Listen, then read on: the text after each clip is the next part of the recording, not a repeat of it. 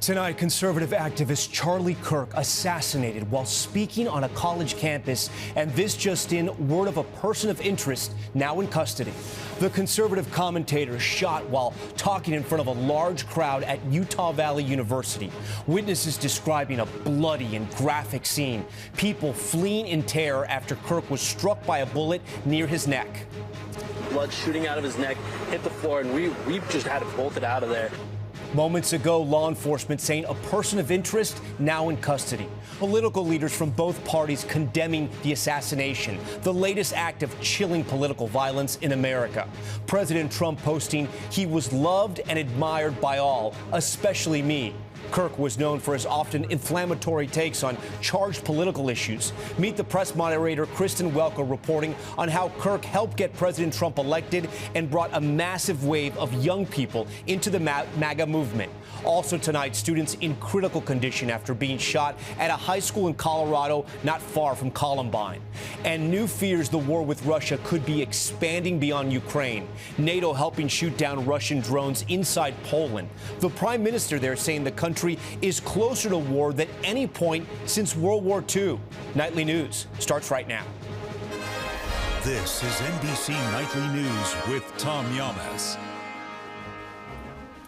And good evening. Tonight, a new chapter in this era of political violence. Conservative political activist Charlie Kirk is dead, assassinated while speaking on a college campus in Utah. These videos capture the chaos in the crowd as at least one gunshot rang out, striking Kirk near his neck. It happened in broad daylight in front of a large crowd of thousands. Kirk had been talking about mass shootings when the shot was fired. Little is known about the shooter, but moments ago, authorities said they have a person of interest now in custody, but the investigation is ongoing. The president calling Kirk great and even legendary. Called a MAGA influencer, Kirk was a major supporter of President Trump and helped build his 2024 coalition with young people. The 31-year-old had a massive following, but was divisive at times, often leaning into thorny political issues with provocative commentary. At least 1,000 people reportedly signed a petition to try and stop him from speaking at the event today. Tonight, political leaders from both parties condemning the attack as America reels from another political assassination. We have team coverage across the country, and we begin with Liz Kreutz. And Liz, we have new information tonight just in about that shooter. Yeah, Tom, that's right. The FBI Director Kash Patel has just posted that the person of interest they had in custody has just been released. That means that tonight the manhunt continues for the person responsible for this horrific assassination. Hundreds of people were there at Utah Valley University to see conservative activist Charlie Kirk, who had just thrown hats to the cheering crowd and posted on X, "We are so back," touting the first stop on what he called the American Comeback Tour. The 31-year-old conservative star who rallied young people behind President Trump. He just started talking there under that white tent when witnesses say one shot rang out. The shooting was captured on video and is too disturbing to show. Immediately, crowds started running for cover. We just heard an immediate pop. We're like, what's going on here? And then after that pop, we just saw him in his neck. We saw him fall backward. I was the last one standing because I couldn't quite believe. I thought maybe it was a stunt. I'm still shaking, and I'm still crying. I love Charlie Kirk. He's awesome. And I pray for him and his family. Brendan says he was just 15 feet away. He says Kirk was answering audience questions. He had just been asked about mass shootings when the shot was fired. He was actually just talking about mass shootings, too, which is crazy, with the trans shooting that just happened recently with the trans shooter. And as soon as he got done answering the question, we heard a loud pop. He got hit in the left side of his neck and dropped. We all dropped. His security dragged him out of there, and we just ran. I was more angry, I would say, than terrified. You know, we hear all the time that we're the problem, we're the violent ones, we're the issue. And yet this is the second mass, shooting attempt on a political figure. First Donald Trump, now we have Charlie Kirk. Kim had come to see Kirk with her daughter Bentley. It was scary because you don't know if it's real, if it's not, but you just have to go with your gut and get out of there. Former Congressman Jason Chaffetz was also there with his family. People came out to hear the dialogue, the back and forth. Ask him anything. That's what Turning Point and Charlie Kirk's all about. Ask him anything. In the midst of that, the shot rang out. He says everyone started running and screaming. And I just hope and pray that somehow, some way he survives this. But just before 5 this afternoon, President Trump posting the tragic news. The great and even legendary Charlie Kirk is dead. No one understood or had the heart of the youth in the United States of America better than Charlie. He was loved and admired by all, especially me, and now he is no longer with us. Melania and my sympathies go out to his beautiful wife, Erica, and family. Charlie, we love you. In the House, a moment of silence. I'm just going to state the obvious here. This is detestable, what's happened. Political violence has become all too common in American society, and this is not who we are. Political violence must be called out, and it has to stop. The university says the gunman fired from a building 200 yards away. FBI Director Kash Patel saying they have a subject for the horrific shooting in custody, while Utah's governor described a person of interest. We have a person of interest in custody that is being interviewed right now. The only information we have on the suspect, the possible shooter, is taken from closed-circuit TV here on campus. We do have that. We're analyzing it, but it is security camera footage, so you can kind of guess what the quality of that is. But we do know dressed in all dark clothing, but we don't have a much better description. But late tonight, the FBI director posting that person of interest has now been released. So many witnesses saying they saw no security at the event before the assassination. There was no checkpoints, nothing to get in here. Everyone was just able to walk in here. I'm like, I have my backpack. I'm like, if I wanted to, I could just bring a gun with me. Charlie Kirk survived by his wife and 2 young children. His organization, Turning Point USA, asking that everyone keep his family and loved ones in their prayers. All right, Liz joins us now live. Liz, there in your report, you were talking about the lack of security. What more do we know about the event that was being hosted there on the college campus? Well, Tom, this event happened around 12 p.m. local time, and it was open to both students and the public. And we heard witnesses say there was not a lot of security there, no checkpoints. It was all part of Charlie Kirk's American Comeback Tour, where he was going to be going across the country to different college campuses, engaging with students on political issues. This was supposed to be the very start of that tour. Tom.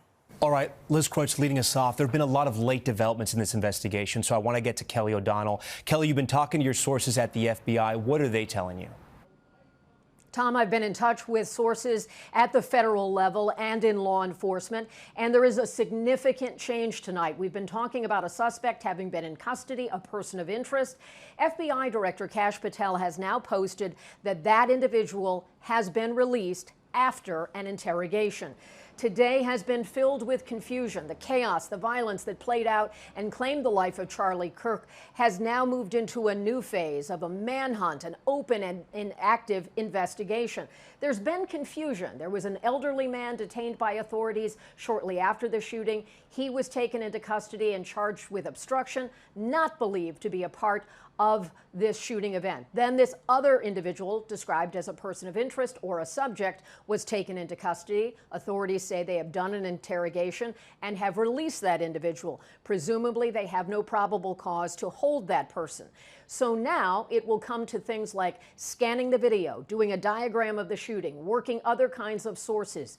Have there been tips or threats against Charlie Kirk? He did have his own private security, but even that and local law enforcement is no match for a high-powered weapon from a distance, from above, in the outdoors. So there's a lot of work still to be done. It's been rapid events, and certainly we'll keep you posted as we learn more from law enforcement officials. Tom? Kelly, our thanks to you. Let's go live to the scene now. Mike Hedrick with our NBC affiliate KSL in Salt Lake City is there tonight. Mike, investigators, police doing 2 things right now, trying to collect clues, but also making sure all those students are safe. Yeah, and it is a heavy load that they have to bear right now. On any given day, Tom, you're going to have 40,000 plus students who are coming on campus here. The case today with this situation, you had an extra 1,000 to 1,500 people who were here to see this all play out. And again, tragic, surreal, that's how most people explain the situation today. You look behind me and you see some of the buildings here. That's what police were forced to do for hours. They went into every building, every room. They cleared every single one of them. You had choppers above, you had drones. They did everything they could to find this shooter. Yes, it seems a little quiet right now, but the police presence is heavy. Tom? All right, Mike Hedrick for us. Mike, we thank you for that. Just moments after the shooting, I spoke by phone with a man named Justin Hicken, who was at the event at Utah Valley University and witnessed what happened. I was about 20 yards away on Charlie's left. There were thousands of people there. Unfortunately, there was no metal detectors. There was there was security by Charlie, but anybody could have shown up with whatever, unfortunately. There was someone who stepped up, ironically, coincidentally, who asked a question about mass shootings. And about 60 to 90 seconds in, we heard a big loud shot. I saw a bunch of blood come out of Charlie. I saw his body kind of kick back and go limp, and everybody dropped to the ground. And luckily, there were no other bullets sprayed into the crowd because nobody was really able to go anywhere. When you heard the shot, did it sound like it was close, near to where he was speaking, or did it sound like it was coming from afar, maybe in the back of the crowd, or could you tell? No, it sounded like it was the back of the crowd. I don't know, though. It's like it must have been closer, but then again, it's like if it was that close, how did nobody else, see this man pulling a gun out of his, side or pocket or whatever? We sort of all witnessed what happened to President Trump when he was on the campaign trail in Pennsylvania, and what happened there. When this was happening, did it kind of register in your head, someone's trying to kill Charlie Kirk? Oh, yeah, immediately. For a split second, you kind of like, wait a minute, is this really happening? And, you saw the amount of blood that came out upon the initial shot, and you knew that it did not look good. An assassination witnessed by thousands there. Charlie Kirk was an early and vocal supporter of Donald Trump. He used his large following of young voters to help power the conservative movement and cement his place in the MAGA movement and with President Trump. Kristen Welker has more. Charlie Kirk's influence in the MAGA movement and the Trump administration was monumental. His power and influence extending from college campuses all the way to the White House. Visiting it yesterday was very moving. Kirk was a guest at the White House back in May, sharing his experience on YouTube. I got to see the original copy of the Declaration of Independence. A close champion of the president, Kirk was a constant presence at rallies, earning a speaking spot at the Republican convention. Donald Trump refuses to accept this fake, pathetic, mutilated version of the American dream.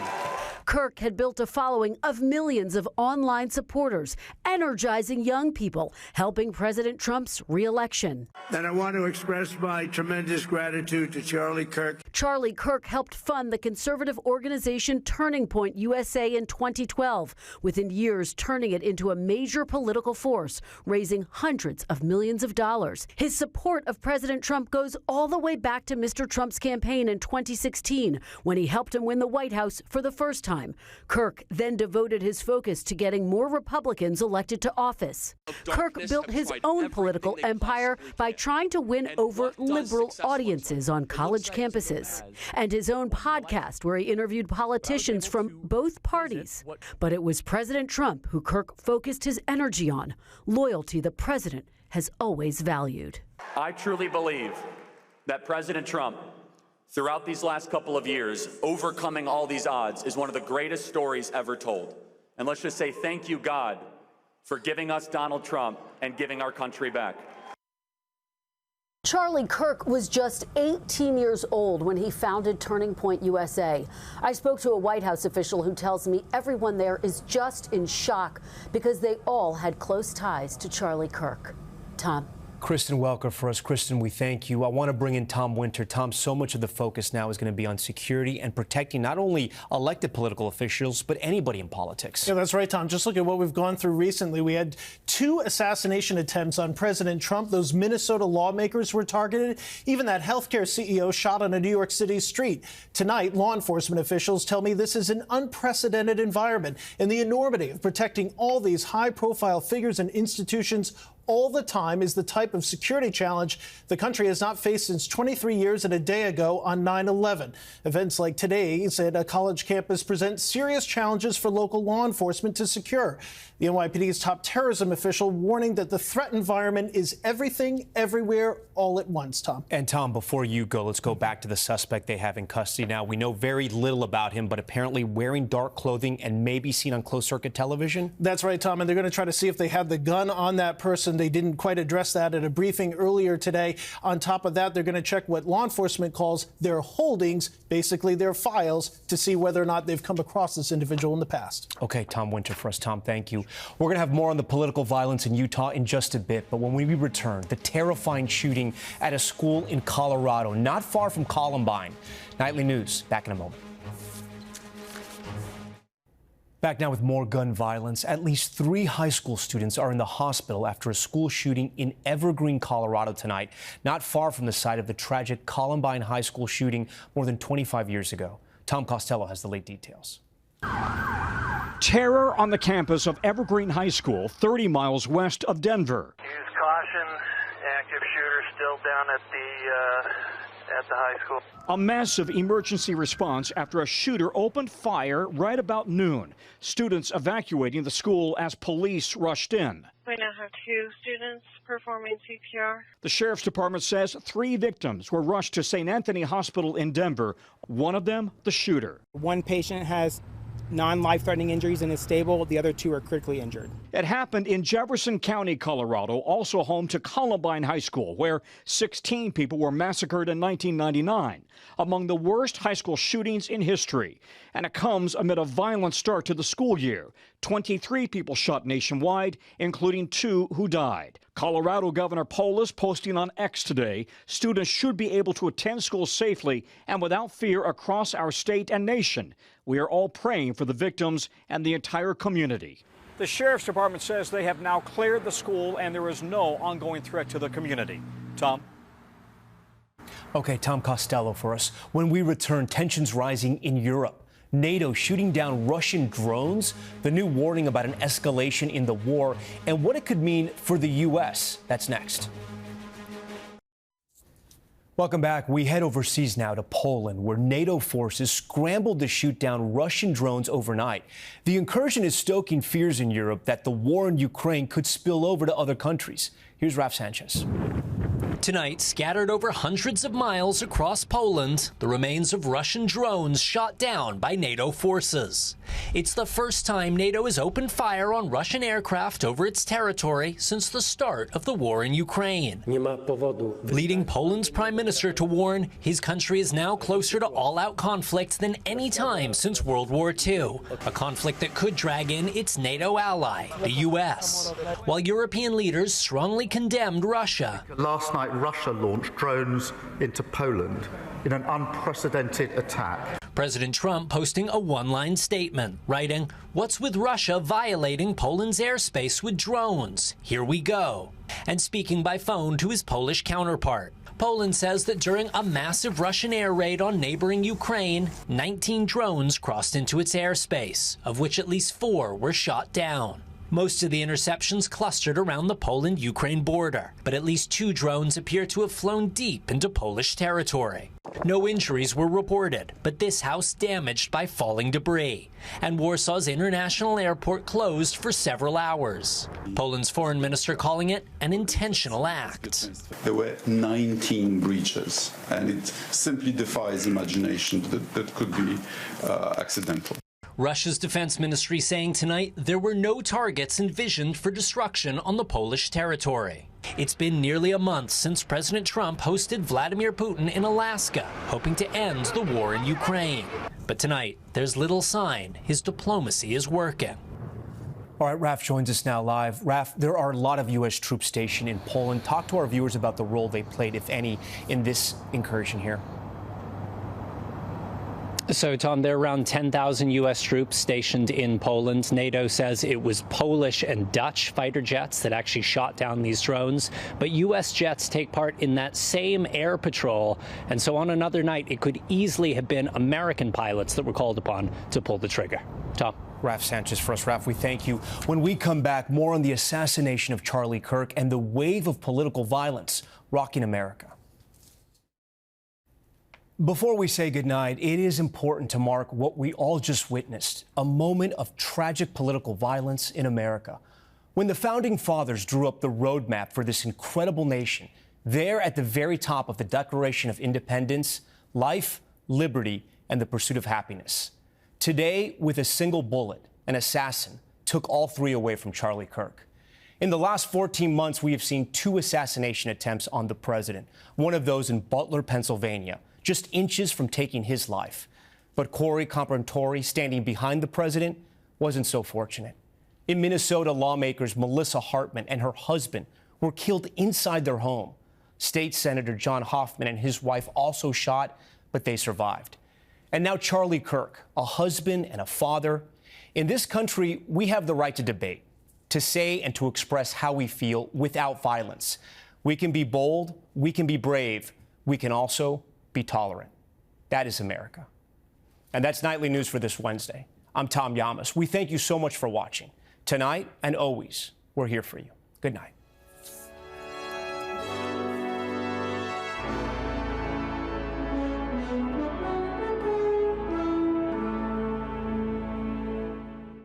We thank you for watching, and remember, stay updated on breaking news and top stories on the NBC News app or watch live on our YouTube channel.